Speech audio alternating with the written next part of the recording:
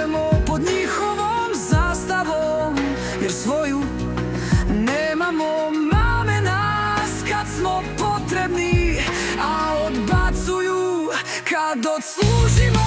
Nesreća je što smo zavoljeli ovu svoju mrtvaju i nećemo iz nje, ali sve se plaća, pa i ova ljubav. Svako misli da će nadmudriti sve ostale i u tome je naša nesreća.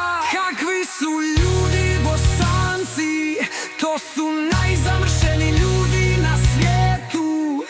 Ni s kim se istorija nije tako pošalila kao sa Bosnom.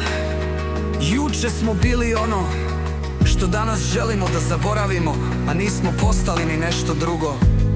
S nejasnim osjećajem stida zbog krivice i otpadništva. Nećemo da gledamo unazad, a nemamo kad da gledamo unaprijed. Zar smo mi